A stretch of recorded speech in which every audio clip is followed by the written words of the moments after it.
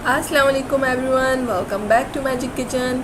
आज मैं आपके साथ एक बहुत ही मज़ेदार से आलू गोश्त की रेसिपी शेयर करूंगी जिसका टेस्ट बहुत ही मज़ेदार है और रेसिपी बहुत ही आसान है। जल्दी से चलते हैं अपनी रेसिपी की तरफ, लेकिन उससे पहले मेरे चैनल को सब्सक्राइब कर लें और बेल का आइकन दबाना मत भूलें ताकि आइंदा आने वाली हर वीडियो की नोटिफिकेशन आप लोगों को मिलती रहे।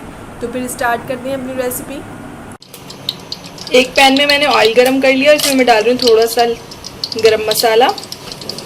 गरम मसाले को हमें हल्का सा फ्राई करना है और साथ ही साथ में इसमें शामिल करूँगी प्याज। यहाँ मैंने 3 अदद दरमियानी साइज़ की प्याज ली है, इसको मैंने थोड़ा मोटा मोटा काट लिया।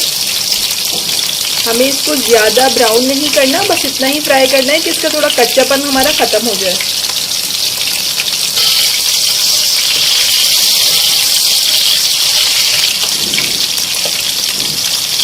प्याज को हमने थोड़ा सा तल लिया है, तो थोड़ा कच्चापन ख़त्म हो गया। अब मैं इसमें शामिल कर रही हूँ गोश्त। यहाँ मैंने बीफ का गोश्त लिया है,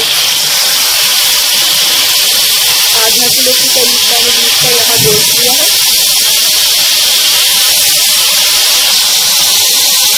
हड्डी वाला गोश्त लिया है मैंने, इससे आलू गोश्त का टेस्ट बहुत अच्छा होता है। और साथ में मैं इसके शामिल कर रही हूँ यहाँ पे लहसुन अदरक का पेस्ट। 2 खाने के चम्मच मैंने यहाँ लहसुन अदरक का पेस्ट शामिल किया इसमें। और पेस्ट के साथ हमें अच्छी तरह गोश्त को तलना है ताकि गोश्त की कोई स्मेल ना रहे।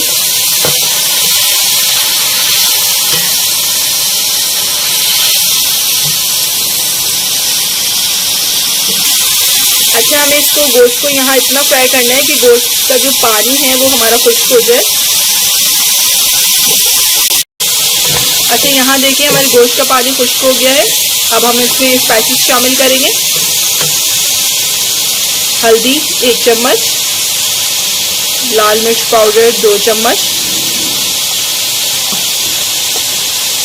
पिसा हुआ धनिया 2 चम्मच।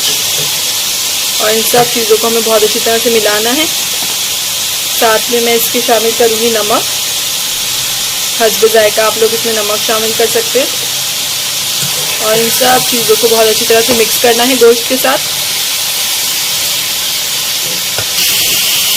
यहाँ हम इन सारे स्पाइसेस को गोश्त के साथ अच्छी तरह से भून के उसके बाद हम इसमें गोश्त में शामिल करेंगे पानी। और यहाँ मैं इसमें शामिल करूँगी अब पानी, ताकि हमारा जो गोश्त है वो अच्छी तरह से गल जाए। और यहाँ पे मैंने 2 गिलास पानी शामिल किया है इसके अंदर।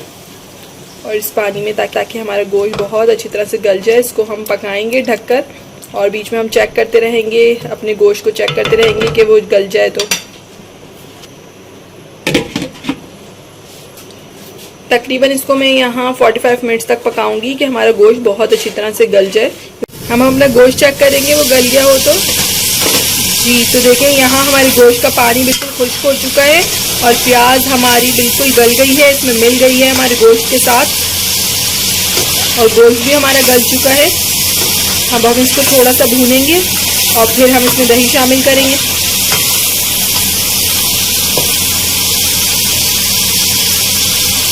देखिए हमारा ऑयल बिल्कुल अलग हो रहा है इसमें गोश्त से। और यहाँ हम इसमें शामिल करेंगे दही। 1 प्याली मैंने इसमें दही डाली है।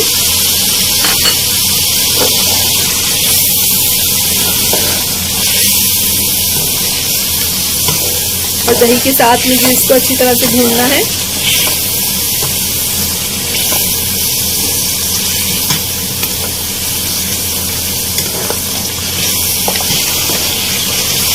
मैं इसको यहाँ जब तक भूनूंगी जब तक हमारे दही का पानी खुश्क नहीं हो जाता।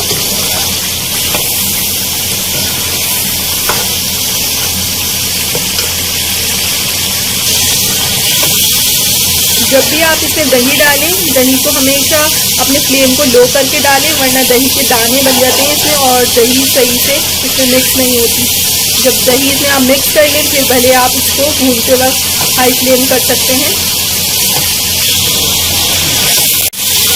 यहाँ पे देखिए हमारे दही का पानी खुश्क हो चुका है और गोश्त भी हमारा भुन चुका है। बहुत अच्छी खुशबू आ रही है इसकी।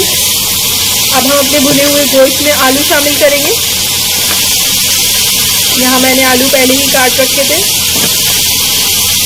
इतने ही साइज़ में आपको आलू काटने हैं, क्योंकि बहुत ज़्यादा छोटे से आलू भी अच्छे नहीं लगते आलू गोश्त में, और ज़्यादा बड़े आलू हो तो वो भी गलने में मसला होता है। और आलू के साथ में इसको थोड़ा सा भूनूंगी।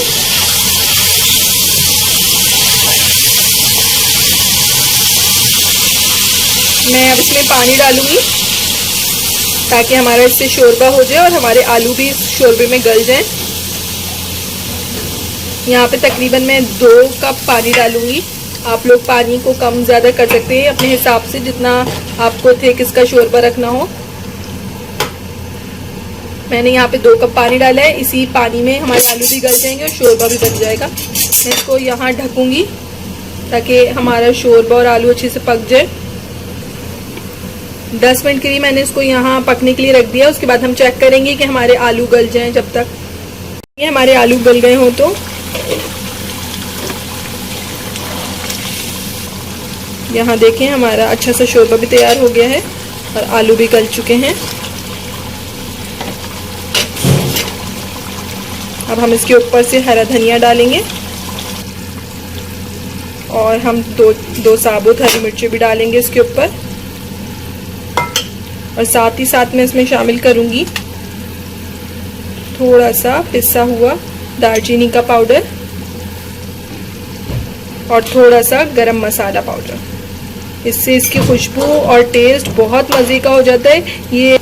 ये सब चीज़ें डाल के मैं इसको थोड़ी सी देर ढकूंगी ताकि स्टीम में इसकी खुशबू अच्छी तरह हमारे सालन में आ जाए। यहाँ इसको बस मैं 2 मिनट के लिए ढकूंगी। जी तो यहाँ देखें हमारा बहुत ही मज़ेदार सा आलू गोश्त बिल्कुल रेडी है। बहुत ही अच्छी इसकी मज़ेदार सी खुशबू आ रही है। आप लोग इसको सर्व कर सकते हैं चपाती के साथ या फिर नान के साथ। आप लोग इसको ज़रूर ट्राई कीजिएगा। रेसिपी अच्छी लगे तो मुझे लाइक और कमेंट के ज़रिए ज़रूर बताइएगा आप लोगों को कैसी लगी थी। इंशाल्लाह फिर मिलेंगे एक नई वीडियो के साथ, एक नई रेसिपी के साथ। जब तक के लिए अल्लाह हाफिज़।